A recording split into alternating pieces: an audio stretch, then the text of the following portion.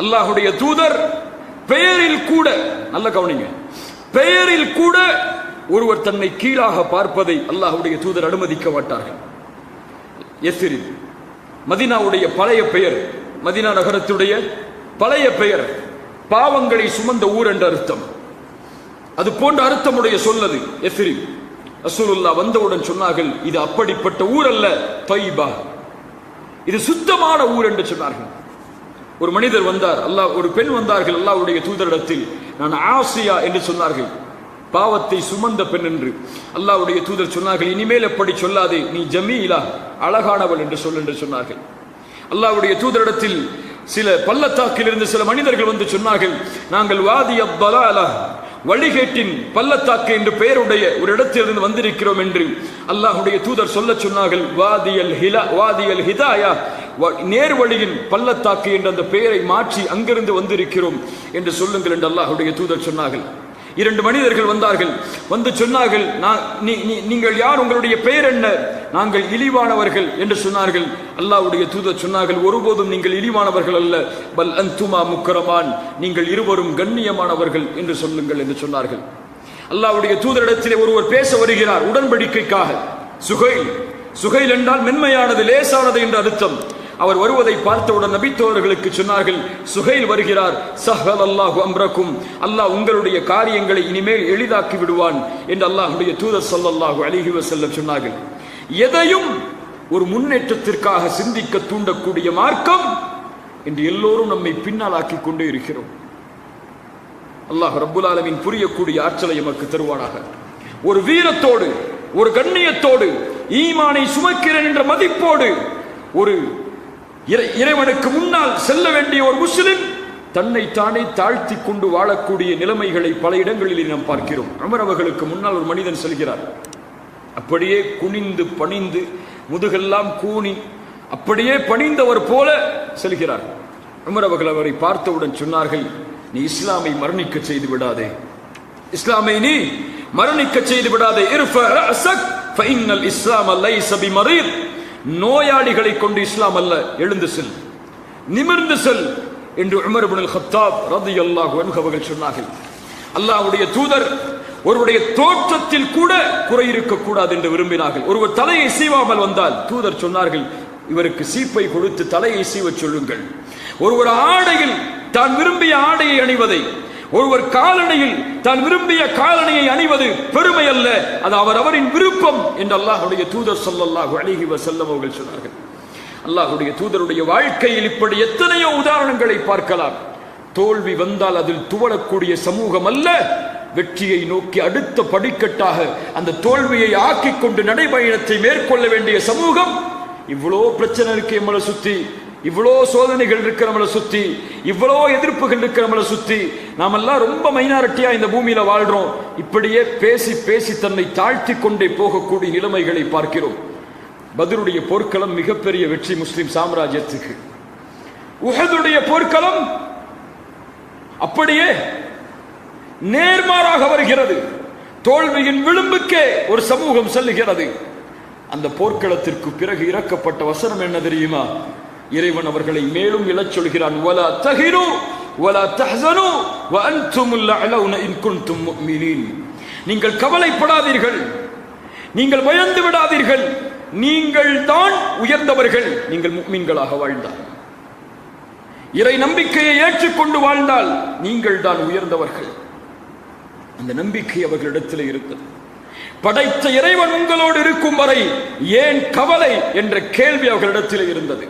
எதிரிகள் எல்லாம் உங்களுக்கு எதிராக ஒன்று கூடிவிட்டார்கள், பயந்து கொள்ளுங்கள் அவர்களை. ஹஸ்புனல்லாஹ், இறைவன் ஒருவன் எங்களுக்கு போதுமானவன் என்று நபித்தோழர்கள் தங்களுடைய நாவால் சொன்னார்கள். 50 வாள்கள் அந்த குகைக்கு முன்னால். குகையில் இருந்தவர்கள் இருவர், முஹம்மது ரசூலுல்லாஹ், அபூபக்கர் சித்திக் ரலியல்லாஹு அன்ஹு. அபூபக்கர் அவர்கள் சொன்னாங்க, யா ரசூலல்லாஹ், குனிந்தால் எம்மை பார்த்து விடுவார்கள், 50 வாள்கள் சுற்றி இருக்கிறது. அப்போது சொன்னார்கள், லா தஹ்சன் இன்னல்லாஹ மஅனா, கவலை கொள்ளாதே அபூபக்கரே, எம்மோடு அல்லாஹ் இருக்கிறான். முன்னால் கடல், பின்னால் ஃபிரௌன். மூசா அலைஹிஸ்ஸலாமுடைய சமூகம் சொன்னது, மோசஸுடைய சமூகம் சொன்னது, மோசஸே எங்களை நீங்கள் கைவிட்டு விட்டீர்கள். சொன்னார்கள், கல்லா இன்ன மஅய ரப்பி சயஹ்தீன். ஒருபோதும் அல்ல, என் இறைவன் என்னோடு இருக்கிறான், அவன் எனக்கு வழிகாட்டுவான். இந்த நம்பிக்கை கடலை பிளக்க வைத்தது. ஒரு வார்த்தை தான் அது.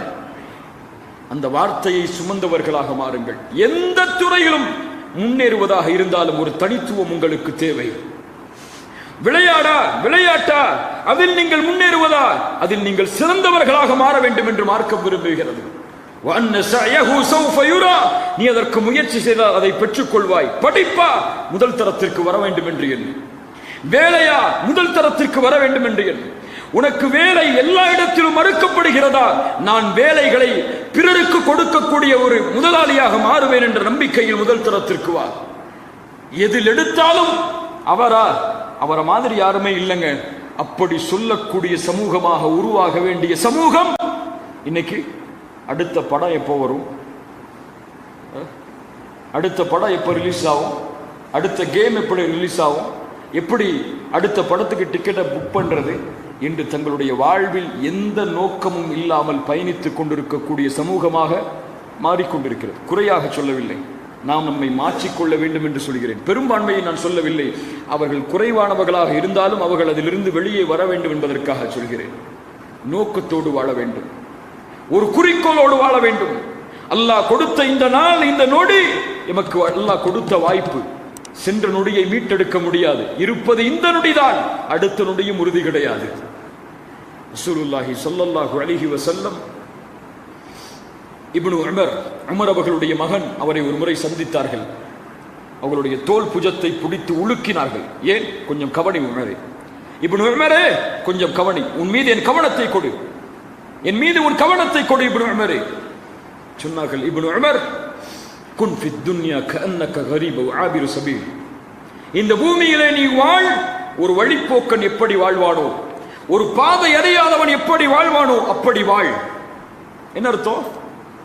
காசு பணம் சம்பாதிக்காதீங்க, வேலைக்கு போகாதீங்க, அப்படியே வீட்டில் உட்கார்ந்துருங்க அப்படின்னு அர்த்தமா? எதையும் எதிர்பார்க்காம பூமியில வாழ்ந்துட்டு போயிருங்கன்னு அர்த்தமா? அப்படித்தான் இந்த ஹதீஸை பல பேர் புரிஞ்சு வச்சிருக்கோம்.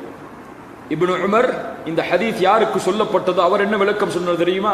அந்த ஹதீஸோடு சேர்த்து அவர்களுடைய மாணவர்களுக்கு சொன்னார், இதனுடைய விளக்கம், இதா அம்சைத ஃபலா தன்ததிர் ஸபாஹ். மாலை வந்தால் காலையை எதிர்பார்த்து வாழாதே. வைதா அஸ்பஹ்த ஃபலா தன்ததிரில் மஸா. காலை வந்தால் மாலை எதிர்பார்க்காதே. வஹுத் மின் ஸஹ்ஹதிக லிமரதிக். நோய்க்கு முன்னால் சுகத்தை தேடிக்கொள். வமின் ஹயாத்திக லிமௌதிக். உன் மரணத்திற்கு முன்னால் வாழ்வை தேடிக்கொள். இப்படிப்பட்ட வழிமுறை. மரணம் அடைவதற்கு முன்னால் இப்படி ஒருவன் வாழ்ந்தான் என்று சொல்லும்படி வாழ்ந்து செல். ஏதோ வந்தாரு போனாரு சென்றாரு என்று சொல்லக்கூடிய வாழ்வை வாழாதே. அது யார் வேண்டுமானாலும் வாழலாம், ஒரு கால்நடை கூட அப்படி வாழலாம் இந்த பூமியில். ஆனால் ஈமானை ஏற்றுக்கொண்டு மனிதனாக வாழக்கூடிய நீ, ஒரு சாதனை, ஒரு தைரியம், உன்னால் ஒரு படிப்பினை இல்லாமல் மரணித்தால் அந்த வாழ்விற்கு அர்த்தமே கிடையாது. இந்த ஈமானை நீங்கள் ஏற்றுக்கொண்டதில் அல்லாஹ் ரப்புல் ஆலமீன் எம்மை மாற்றுவாராக. உள்ளத்தில் நன்மையை சேருங்கள் கண்ணியத்துக்குரியவர்களை. பாவங்களையும் அநியாயங்களையும் அசிங்கங்களையும் உள்ளத்திலே ஏந்தி வாழாதீர்கள். எப்போது பார்த்தாலும் இந்த சினிமாக்களுக்கும் நாடகங்களுக்கும் இசைகளுக்கும் பின்னால் செல்லக்கூடிய கலாச்சாரத்தை விட்டு விலகி நல்ல விஷயங்களையும் நல்ல பழக்கங்களையும் நல்ல குணங்களையும் உள்ளத்திலே ஏந்தக்கூடிய சமூகமாக வாழுங்கள். யாருடைய உள்ளத்தில் நன்மை குடிகொள்கிறது என்பதை அல்லாஹ் அறிகிறானோ அவர்களுடைய வாழ்வு அனைத்தையும் அல்லாஹ் நலவாக மாற்றுவான். குர்ஆன் சொல்லுகிறது, இது இன் யஅலமில்லாஹு ஃபீ குலூபிக்கும் கைரன். உங்களுடைய உள்ளத்தில் அல்லாஹ் நலவை அறிந்தால் யுத்திக்கும் கைரா, நலவைத்தான் அல்லாஹ் உங்களுக்கு தருவான். எல்லோரின் மீதும் நல்லெண்ணம் கொண்டவர்களாக, எல்லோரும் முன்னேற வேண்டும், அந்த பாதையில் நானும் செல்ல வேண்டும் என்ற எண்ணத்தோடு வாழுங்கள். எல்லோரின் நோக்கமும் ஒன்றுதான், யார் முன்னேறினால் என்ன, சத்தியம் உயர்த்தப்பட வேண்டும், அதுதான் முக்கியம். யார் சத்தியத்தை சுமக்கிறார்கள் என்பது முக்கியம் அல்ல. உண்மை உரைக்கப்பட வேண்டும் என்பதுதான் முக்கியம். யார் உண்மையை சொல்கிறார்கள் என்பது முக்கியம் அல்ல. அது யார் வேண்டுமானால் இருந்தாலும் அவர்களுக்கு பின்னாலோ அல்லது அவர்களை விட சிறந்தவர்களாகவோ வாழ வேண்டும் என்று நினைப்பதுதான் ஈமானை ஏற்று வாழக்கூடிய ஒரு முஸ்லிமின் வாழ்க்கையாக இருக்கும். கண்ணியமான முறையில் இந்த உலகத்திலே கையாளுங்கள். எல்லா பிரச்சனைகளையும் ஒருவரை இழிவுபடுத்தி தான் முன்னேறுவது மனிதனுடைய குணம் அல்ல. இஸ்லாம் எமக்கு காட்டக்கூடிய வழி அல்ல. ஒரு சகோதரன் இழிவடைந்து நான் கண்ணியம் அடைவது உலகத்தில் எதற்கும் பலனளிக்காத ஒன்று. ரசூலுல்லாஹி ஸல்லல்லாஹு அலைஹி வஸல்லம் சொன்னார்கள், ஒரு சகோதரனுடைய கண்ணியம் பாதிக்கப்படும் பொழுது, ஒரு சகோதரனுடைய கண்ணியம் இழிவான முறையில் பேசப்படும் பொழுது, யார் அதை விட்டு தன்னை திருப்பிக் கொள்கிறானோ அல்லாஹ் அவனுடைய முகத்தை நரகத்திலிருந்து திருப்பிக் கொள்கிறான். ஒருவரை பற்றி ஒருவர் தவறாக பேசுகிறார், அந்த இடத்திலிருந்து எனக்கும் இதற்கும் சம்பந்தம் இல்லை, அவர் நல்லவர் தான், அவருடைய கண்ணியத்தை பாழாக்காதீர்கள் என்று அந்த இடத்திலிருந்து அவர் கலைந்து சென்று விட்டால் இவருடைய முகத்தை அல்லாஹ் நரகத்திலிருந்து திருப்புகிறான். இந்த பூமியில் யாருக்கும் தொல்லை கொடுக்காமல் ஒருவர் வாழ்ந்தால் அவரை அல்லாஹ் சொர்க்கத்தின் வாரிசாக மாற்றுகிறான். இறை தூதருக்கு முன்னால் ஒரு மனிதர் வருகிறார். 3 நாள் அல்லாஹ்வுடைய தூதர் தொடர்ந்து சொன்னார்கள், இவர் சொர்க்கவாதி, இவர் சொர்க்கவாதி, இவர் சொர்க்கவாதி. ஒரு நபித்தோழருக்கு ஆட்சியம். அவரை பின்தொடர்ந்தார்கள். 3 நாட்கள் அவரோடு தங்கி இருந்தார்கள். என்ன செய்கிறார் இவர் சொர்க்கவாதி என்று அடைவதற்காக? 3 நாளும் பெரிதான ஒரு வணக்க வழிபாட்டை அவரிடத்திலே பார்க்கவில்லை. 3வது நாள் அவரிடத்திலே சென்று சொன்னார்கள், உன்னை இறை தூதர் சொர்க்கவாதி என்று சொன்னார்கள், ஆனால் வித்தியாசமான எந்த அமலும் உன்னிடத்திலே நான் பார்க்கவில்லை, என்ன செய்கிறாய்? அப்போது இந்த மனிதர் சொன்னார், என்னுடைய உள்ளத்தில் இந்த உலகத்தில் யாரை பற்றியும் தவறான எண்ணம் கிடையாது. நான் விழிக்கும் பொழுதும் உறங்கும் பொழுதும் என் உள்ளம் சுத்தமான நிலையில் யாரை பற்றியும் தவறான எண்ணம் இல்லாமல் நான் உறங்குகிறேன். யாருடைய முயற்சியும் யாருடைய உழைப்பும் எனக்கு ஒருபோதும் பொறாமையை தராது. இதனால் ஒருவேளை நான் அந்த பாக்கியத்தை அடைந்திருக்கலாம் என்று அந்த மனிதர் கூறினார். பிறருடைய கண்ணியம் உயர்த்தப்படுவதற்காக வாழுங்கள்.